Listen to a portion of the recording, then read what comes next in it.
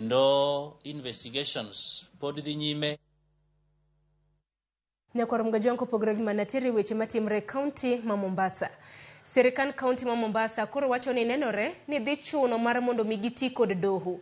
Mano mar muko ute mathoth ma wachore ni oger e yo kama pitaka onego kalie ka koth chwe. Gavana e kaunti ma Mombasa Abdul Samad Nasir wacho ni kata bedo ni piny owacho mar oseketo kenge mar gero olalo e gwenge mathoth. Achiedh nade mag oula mikelo kod koth mapek pod chumach bende pod chwe sane. Pod okwako thoth kuonde dak e kaunti no.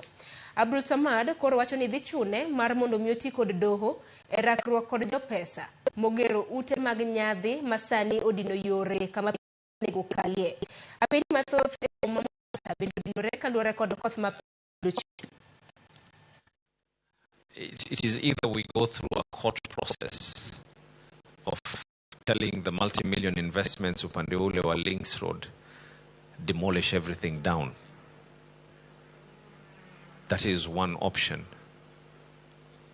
And option two is we now have to work with wale contractors wenye kujenga ile barabara ya Bombolulu.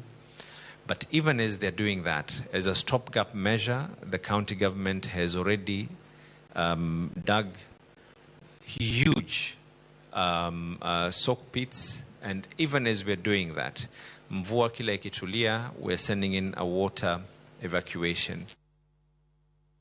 Jodak makiwanjani e Mabera Ward, County